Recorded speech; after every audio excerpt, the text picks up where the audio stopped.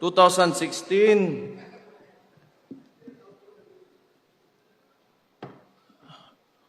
yung tatay ko, si former Rodrigo Roa Duterte, tumakbo, hindi yun utot ha, ng presidente. Nagsimula siya,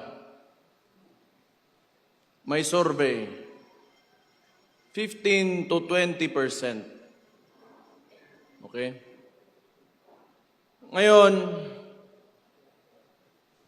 lumabas siya sa kampanya at sinabi niya, dalawa lang ang plataforma niya.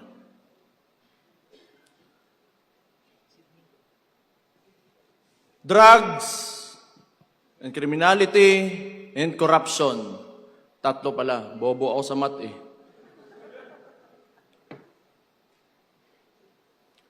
Noong panahon na naging presidente yung tatay ko, hindi ko akalain na babanggain niya talaga yang tatlong pinakamalaking problema ng Pilipinas at nailagay siya ng Pilipino kasi alam nating lahat na yan talaga ang problema ng Pilipino kaya't hindi tayo umaangat. Kaya nailagay siya ng mga Pilipino bilang Pangulo ng Pilipinas. At anong ginawa niya? Inalis niya lahat yon at kung anong sinabi niya sa entablado, talagang ginawa niya. Kaya bumaba siya ang approval rating niya. Kung hindi 90, nasa 80, hindi bababa dyan. Ibig sabihin nun, kamong mga pobre, kanang mga komunidad, kayo mga nasa community, naramdaman nyo ang pagmamahal niya sa bayan niya at sa mga Pilipino.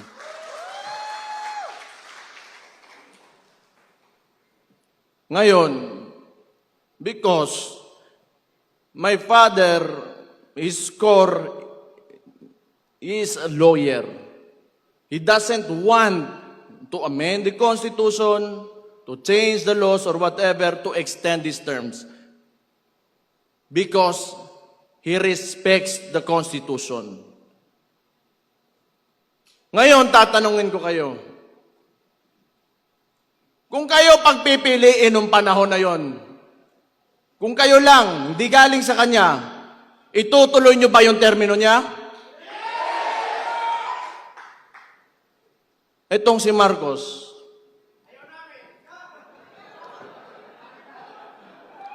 ganun buang na ni. Buang, adik, ingon pa sa iyang igsoon, bangag,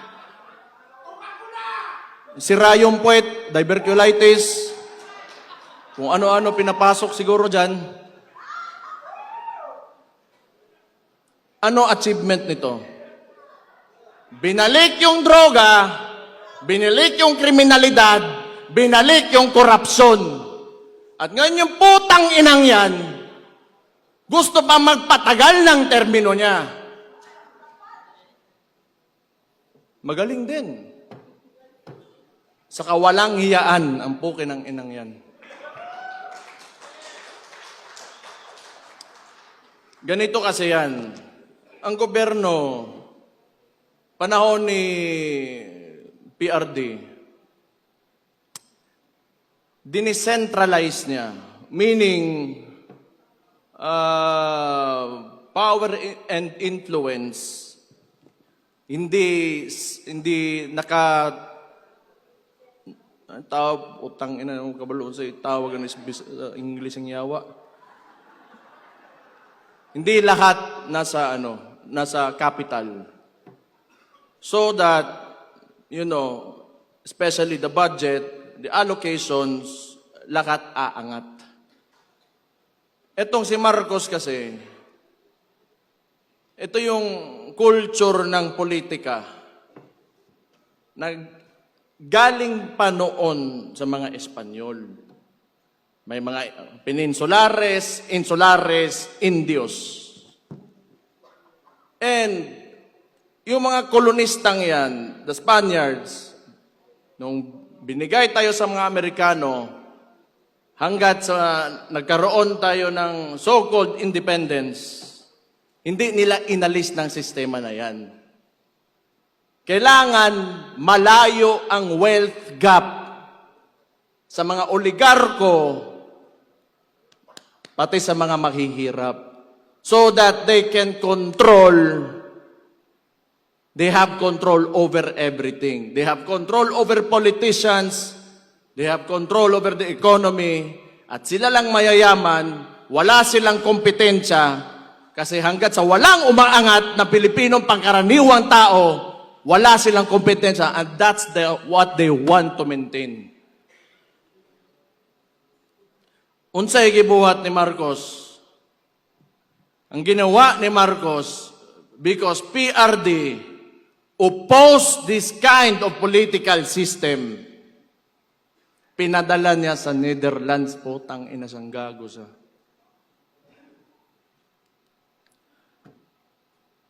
Mali and Niger had a joint statement that the ICC is an instrument of neo-colonial powers on the hands of imperialism. Tanawan ninyo, ano pang bumalik dito sa Pilipinas? EDCA sites, kung kailan yung panahon ngayon, nagkakagulo, nagmamahal yung preso doon sa Gulf area, sa Middle East. And they want to bring war here in the Philippines. Nagtatayo ng mga military bases, and there's rumors that they want to put up a military base in the Davao region. For what? Who will benefit from war? Ito kasing si Marcos, they want us divided. That's why, yung independence ng Mindanao, do not subscribe to that, sinasabi ko sa inyo. Lahat tayo Pilipino. Bago pa dumating yung mga dayuhan dito sa Pilipinas, Pilipino na tayong lahat. Ito, kaya sinabi ko yan, nagbanggit ako ng Amerikano, sasabihin na naman nila, pro-China kami, pro-China ako. Tatanungin ko lang kayo, yung Scarborough Shoal na yan, it is documented in a cabinet meeting. Andun si Trillanes, si Ochoa, they were questioned by Enrile during the time of Aquino. Noong panahon ni PRD, may annexation ba? May expansion ba na nangyari sa China? Wala. And yet they accuse us. No. It's because si PRD wanted an independent foreign policy. That's why he was taken to the ICC.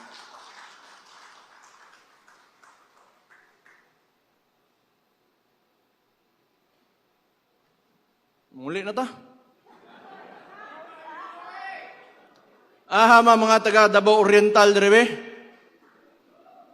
Tingog mo. Oy. Del Norte. Barm. Allahu Akbar.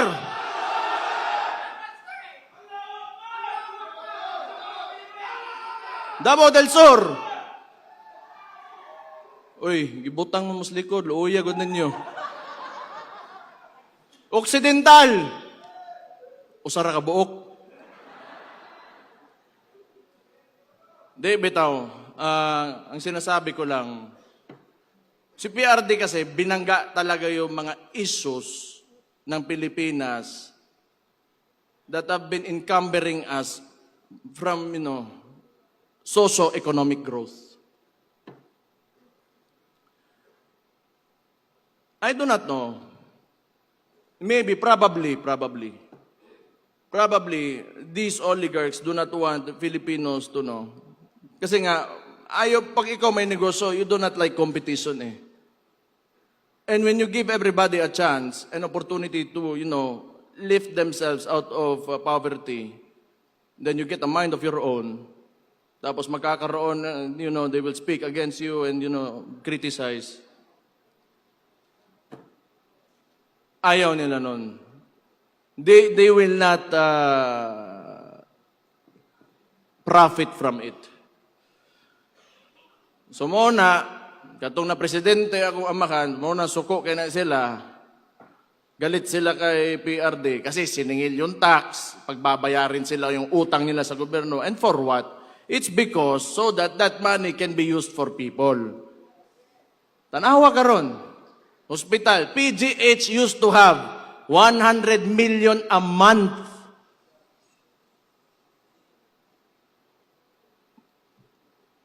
Nasaan ngayon?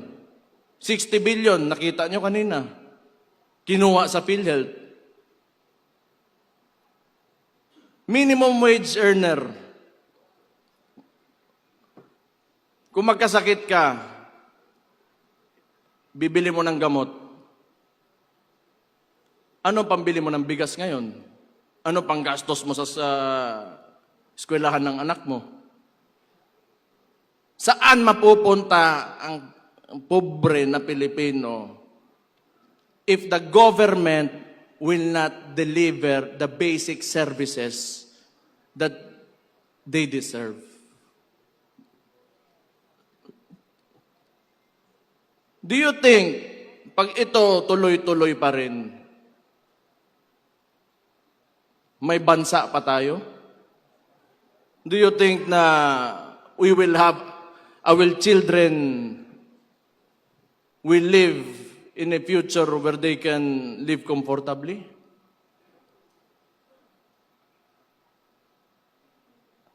Tungod sa kwarta.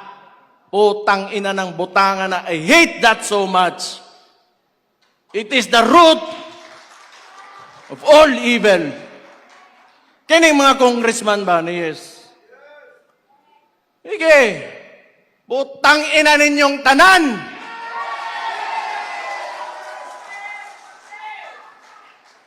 Kamo, musod mo og politika, papasok kayo ng politika.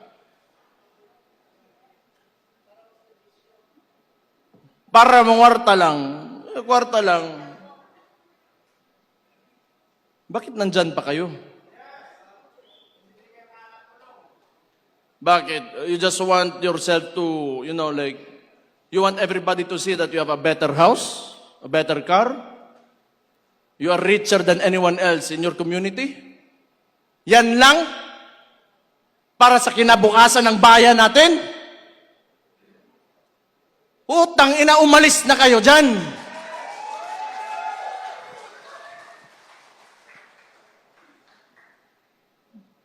Butang ina ni mga tauhan ng yawa, yun.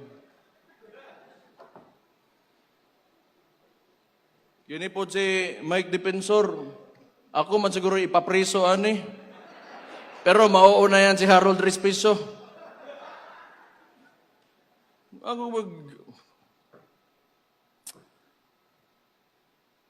I'm really sick and tired of politics. Noon pa naman yan, before naging vice mayor ako. Isa pang binalik ng adik na pangulo na sabi ng kapatid niya, hindi, kailangan ko i-put into para sasabihin naman ni Matibag na, oy, sinabihan mo adik, ikukulong ka, pusasan ka, pakyo ni mong buhanga ka.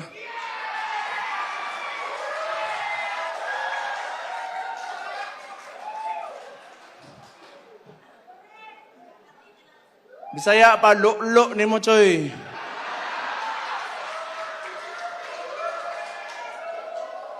Tama si Mike. This is not even a silent martial law. It is martial law without declaring it formally. Ang dami nang nakukulong, may mga kaso, and for what? Because they opposed, the actions of the administration. Why? Is that so wrong? Kung ikaw, Presidente, that would be good information for you to fix your country. Because it could be right. It could be good for the country. Bakit ayaw mo ng oposisyon? Bakit ayaw mo na pagsabihan ka kung ano yung nangyayari sa lugar mo? Kasi baka kasama ka talaga sa nakaw. At ano sinabi? Hindi naman tayo magtataka. Lumabas na nga si Martin Romualdez. That was actually an admission that there are anomalies in the preparation of the budget. Ang sinabi niya lang, hindi siya ang mastermind. And who is higher than Martin Romualdez? Sino susunod? Sino paperman ng budget? Ferdinand Bongbong Marcos Jr. Adik Bangag. Sabi ng kapatid niya,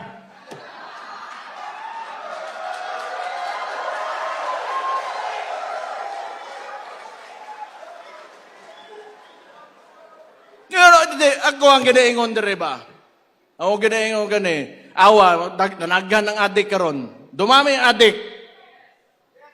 Dito sa Davao, lagi may huli. Sa ibang lugar, wala. Hinahayaan nila. Takot yung mga pulis. Kasi pag hinuli mo adik, magagalit si Bongbong. Kasi adik daw siya. Sabi ng kapatid niya. Oh, ano mangyayari ngayon? Yung mga pamilya, sira. Breadwinner, yung tatay.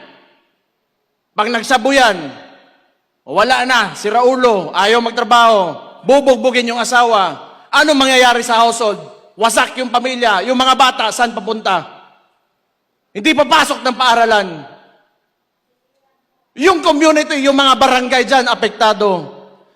Sino nagbabayad ng buwis? Sila mismo. The driving force of our economy are the communities. Ang kapobrehon ay mong pasagdan na mabuang. Napatay Chief PNP mo ingon lang. Sasabihin niya lang, pampahaba lang ng oras sa trabaho ang putang inang drugs na yan. Tanawa unsa kabangag ng presidentiya na, and you allow your Chief PNP to say that without reprimanding him. Tanaw ninyo, tingin nyo ba may kinabukasan pa ang Pilipinas pag nagpatuloy to? Tangtangan niyo si Marcos dito. Ayaw, ako'y mapriso. Kitang tanan siguro. Utang ina ni.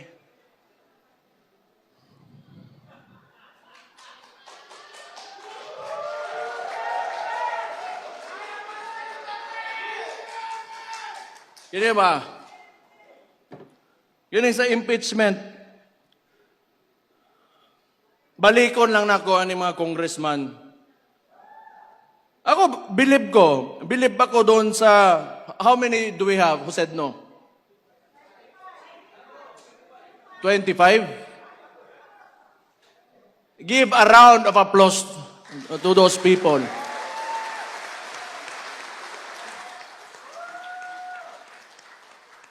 Butang yan kamo, taga Davao, pangampanya hito ninyo dito sa Manila.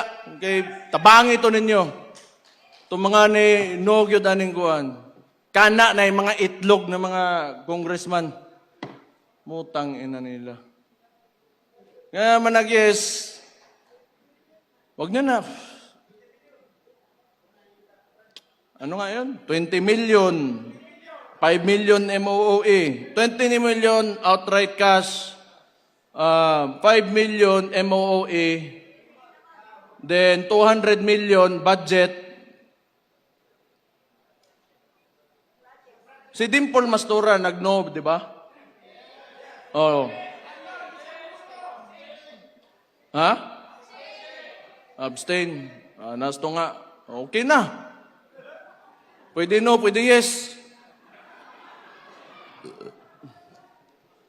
200 million budget. And, ito pang narinig ko,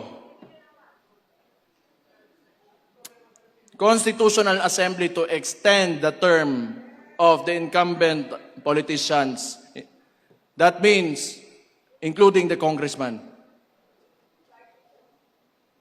So, kung nakinig lang kayo sa akin, before the midterm elections, I already said this in Cebu, I said this everywhere I went. Yung bangag na yan, ayaw bumaba. Kasi alam niya, pag bumaba siya, makukulong siya. Nasa liderato kasi yan lahat. Kayo, mga leader kayo sa lugar nyo.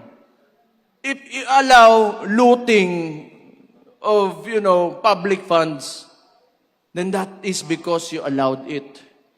If you do not allow it and you have strict policy against corruption, hindi talaga mangyayari yan. Ang problema, sabi nga ni Martin Romualdez, hindi siya ang mastermind. And sino yung leader? Sino yung ulo ng Pilipinas ngayon? Si Marcos. I do not know if Martin was pertaining to kaning adik nga bangag nga way uwaw bawba nga presidente nato. Ingon siyang igsuon ha. Sabi ng kapatid niya. Ang bahog-ba, totoo yan kasi kausap ko yan kasi tinulungan ko yan yung kampanya. Naamoy ko, bahog-ba, ang tawanan eh. Pero noon, sa totoo lang, naloko rin talaga ako. Akala ko, wala lang, parang walang buot lang talaga to. Parang bata lang ba? Ngayon, bata talaga at adik pa talaga, sabi ng kapatid niya.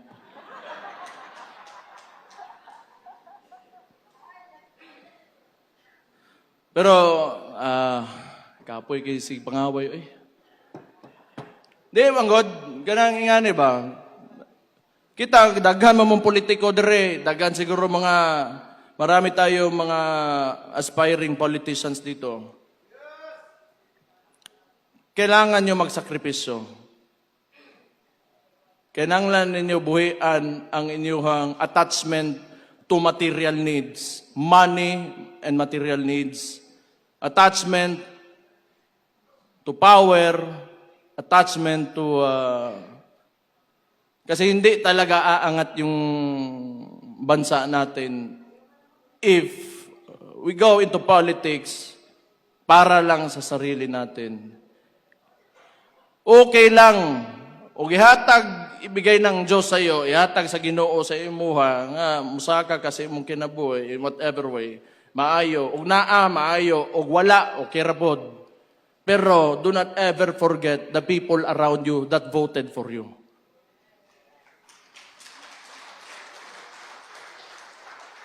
Kinahanglan, pag ikaw nas politika, di lang ang imong gipampili na mga tao, mga pinili mo lang na mga tao at ikaw yung aangat. Unahin mong angatin yung mga tao. Huli ka na talaga. Maunang politika. Manerbisyo ka eh. Mao gani ang tawag na public servant.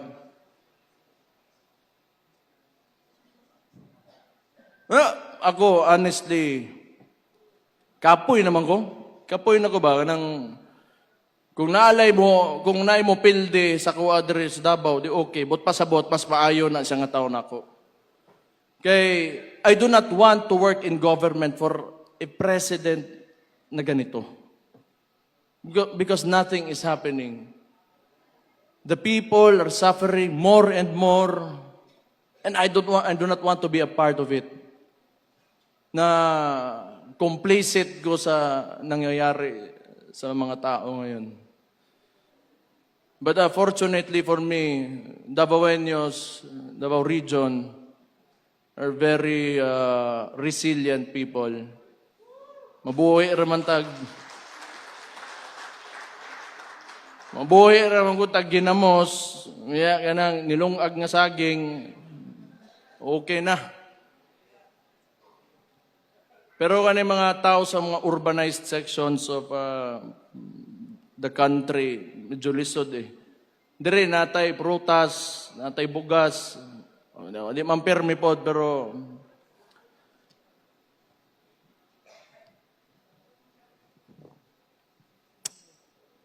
huna-hunaan ninyo.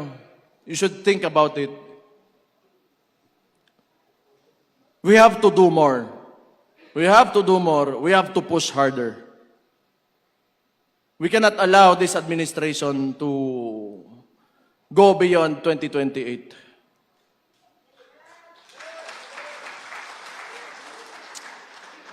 Ganito yung structure nila eh. So ngayon, they are supporting the left, the extreme left, mga makabayan, the NPA, because, and probably, coming from the statement of Marbil, that drugs is only to extend the work hours of people. That's why they are lenient on these groups and individuals because yun lang ang allies nila.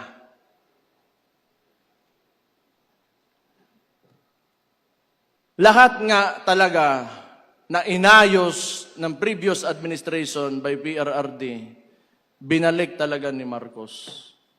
And look at what happened. Look at what is happening to us now.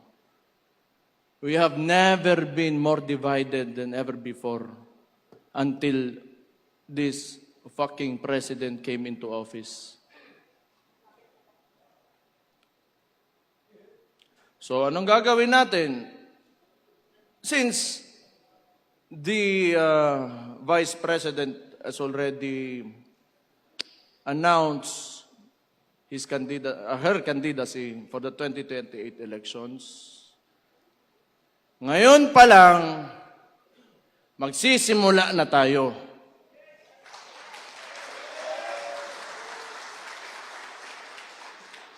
Pero sana nga, hindi aabot ng 2028 eh. Ano gusto nyo? 2028? Bukas.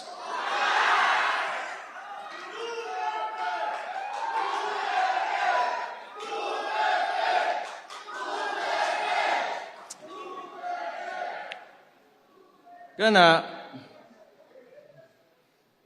ginas inyo hagyod. Tanaw ninyo, ako'y pangutan na sa inyo, kita mga kabisayaan ba? Kung nang Malacanang dire, humana ni ugma, no?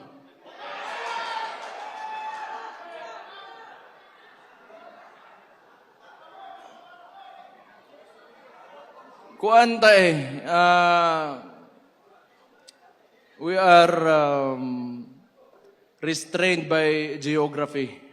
Archipelago manggod ta, manglupad pa ta dito Manila, pero I do not know. Pero kamulo mo, unsa ka bugo gini si Marcos ba? Bugo gyud, bisag unsa bugo gyud. Ana. Bugo gyud.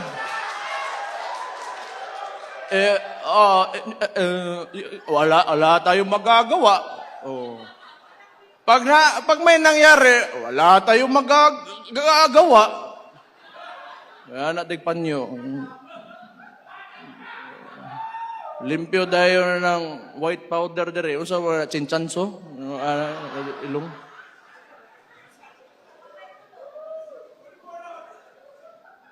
Di bugo ba? Siya yung nagbukas ng flood control issue because, you know, the narrative that they wanted to present to the public, kasi itong mainstream media, hawag na po, tangin na po din yung mainstream media mo, yawa mo. Tinuod man, ay mo, kalain na, kato mga trabahante, ang mga tag-iya, anak, mga tag-iya, fuck you.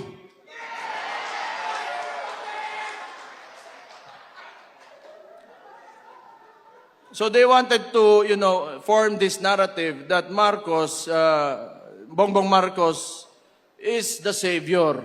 So, PowerPoint pa, nga murag kinsang maestro ang gago. Oh, these are the contractors that, had ghost projects. Contractor? O ikaw?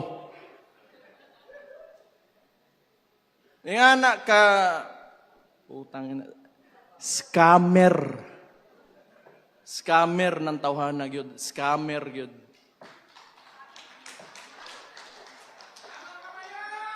Hindi, kita nyo naman. Magkasama sila ng kapatid ko, ng Vice President. Ito lang yung, I want to put out this argument ba. They started destroying the reputation of the Vice President with the 125 million confidential funds. But how much have we lost? How much money have we lost in the flood control projects?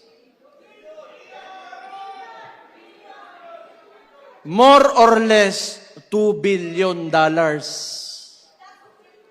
And now they want to impeach the Vice President? Sige, sabihin na natin na totoo yan dalawa. Just to be objective about the issue. 2 billion against 125 million, who will you impeach first? Putang ina ng gago. Anyway, optics kasi yan. And when 120 billion wasn't enough, ginawa na nilang 6 billion, they added more figures to it. Yan, gago na mainstream media yan. Yan yung ilalabas nila so that people they want to influence the people. Because mainstream media is stitched with pop culture.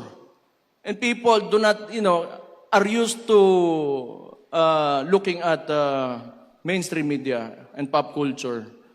Kaya yung tao nagugoyo ng administrasyon na to kasi hawak nila yung media eh. So anyway, alam ko naman, isa-splice pa rin nila yung sasabihin ko. But again, fuck you.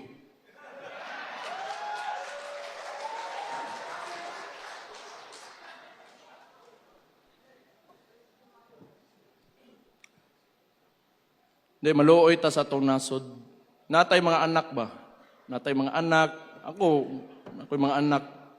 Namoy mga apo. Unya, kaugbaon ba? Future ba? Future.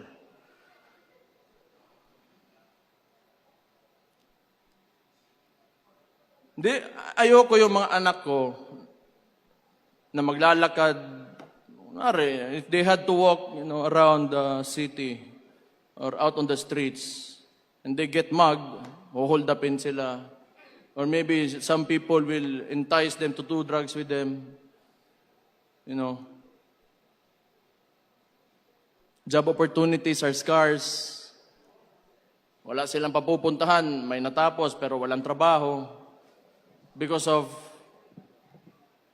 mismanagement of this current government. So ang tingin ko, 2028 man talaga ang...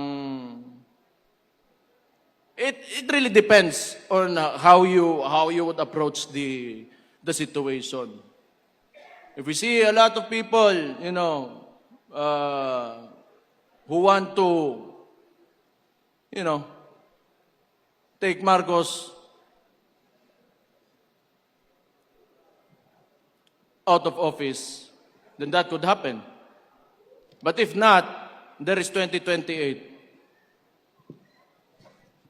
So kaya sinasabi ko, we should start now because we are facing an administration that will use all the money that you paid as taxes in this government against BP Inday Sara Duterte.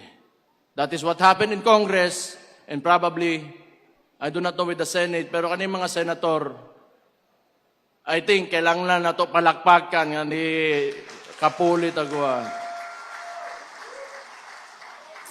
So your support to these senators means a lot. You know, whatever you can, social media lang talaga tayo, hanggang social media lang talaga tayo eh. Yung mainstream media, fuck you again. Just wholeheartedly put out your support for these senators, and it will mean a lot to them.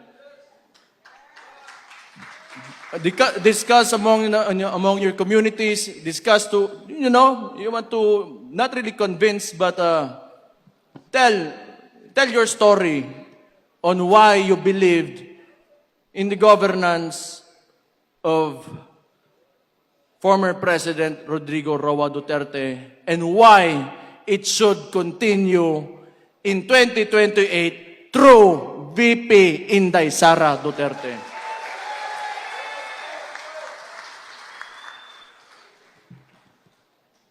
Guol ta sa atong kaugmaon, good. Sayang, manggod. Sayang.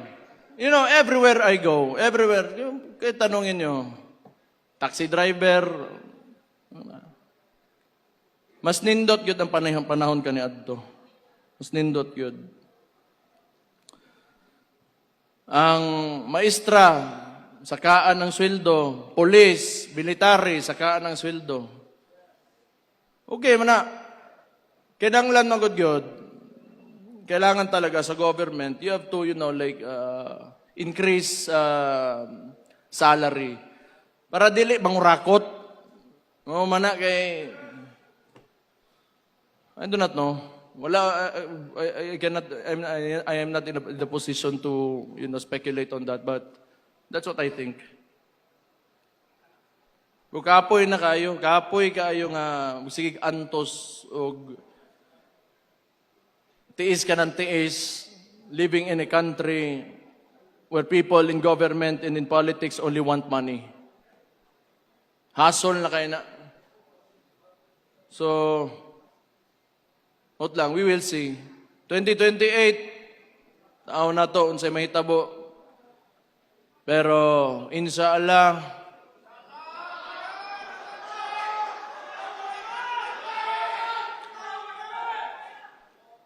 dili mismo, butang dalang ato ang kandidato, si Inday Sara Duterte, pero ang Pilipinas, mauli sa mga Pilipino.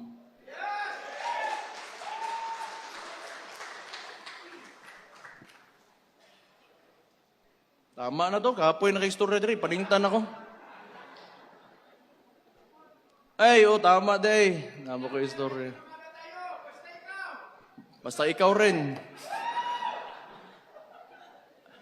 Ako, unahan ko muna sila John Vic at saka Auntie Claire. Auntie Claire, si Mayor Baste? Kung ano-ano na pinagsasabi? Hindi naman totoo yun. Unahan na takadaan day, kapoy ka, kag-alo. Pas John Vic, ginahuwat pa na ko John Vic nga muli-ili sa kuutin kay pisot ko no ko.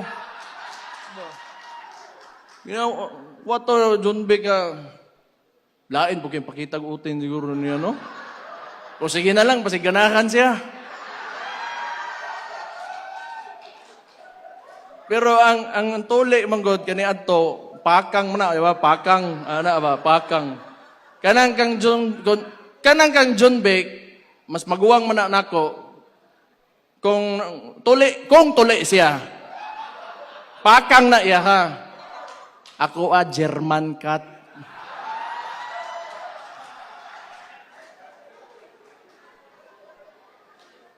Yawa, basta DILG secretary, mora na mo ingnon, unsa man ka eh. Yun lang sasabihin mo. God damn it.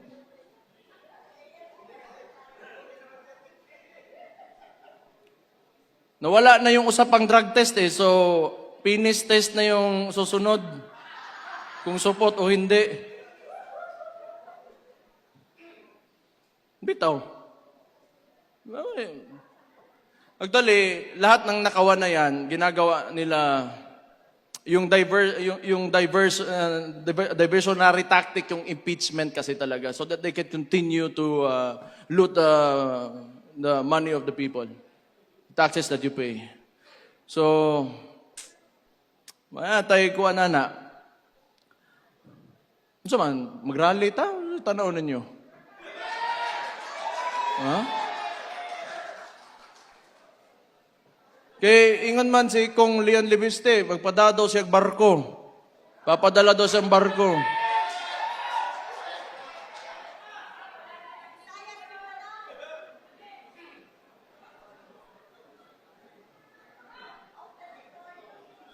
Pero I do not think kung 2 years, etong 2 years na to, mas lalala pa yan. Itong nangyayari na mga... Kadali, langgod sa mga ko eh. Yung ginagawa ng administration, weaponizing the bureaucracies and the departments of the administration, the government, mag-i-intensify pa yan. I told you. Tingnan nyo anong nangyari sa Senate. Tingnan nyo nangyari sa Senate. Nagputukan. Kaya gusto na naman nila kunin si Bato, ipadala doon sa ICC. Nalungkot ako. At the same time, medyo masaya rin kasi may kasama na yung tatay ko doon if ever that will happen. Yeah, it's a bad joke. It's a bad joke. But, you know, nga na, gano'n, kaya itong administrasyon na to, it's not in its right mind. Wala talaga yan. Addict talaga, sabi ng kapatid niya. Addict talaga. And they are working with LP because si Lam, that's why Lam, Lisa Araneta Marcos, Aranetas are relatives of the Rojases. They are LP. Actually, walang makinarya yan si Marcos alone.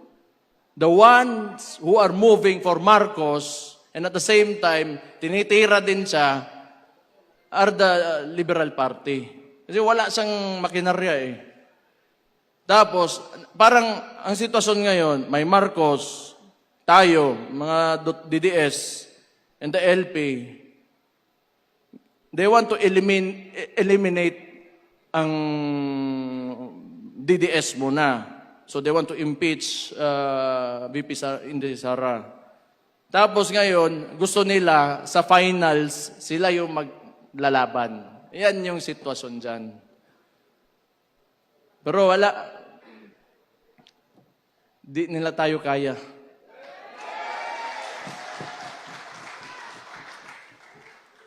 Wala namang alam kasi talaga yung mga gago na yan.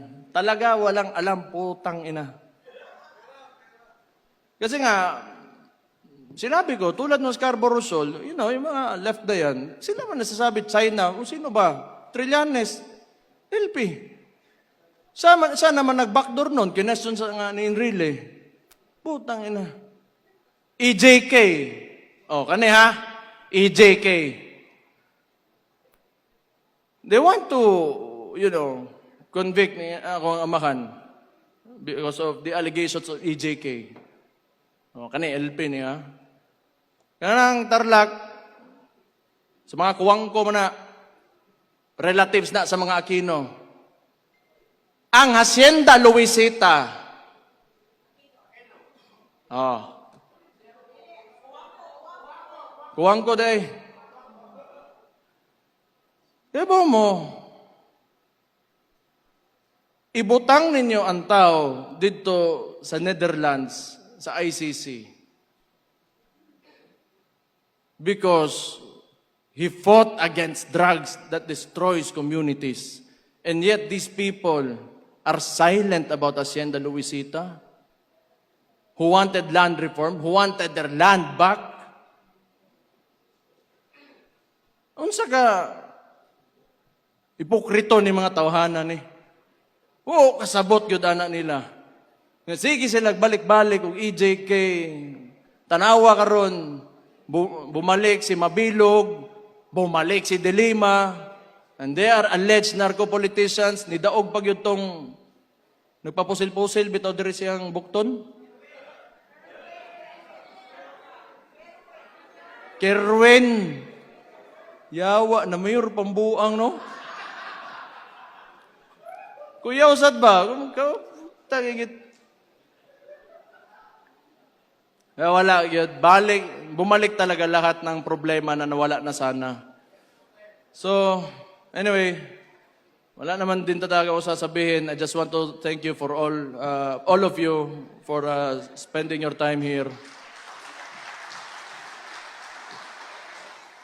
I just want to tell you, like, we should think about the future.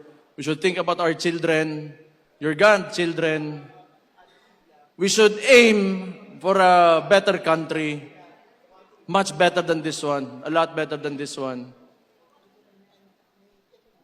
O gihatag unta sa Ginoo, inshallah. So, to end this, tayo ay kikilos na para kay VP Inday Sara Duterte. Tayo lahat nandito dahil hindi tayo susuko.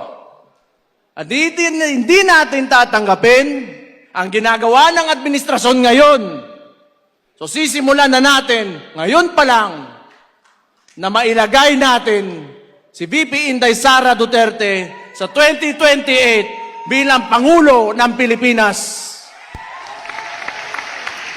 Mabuhay ang Pilipinas! Mabuhay ang Pilipinas!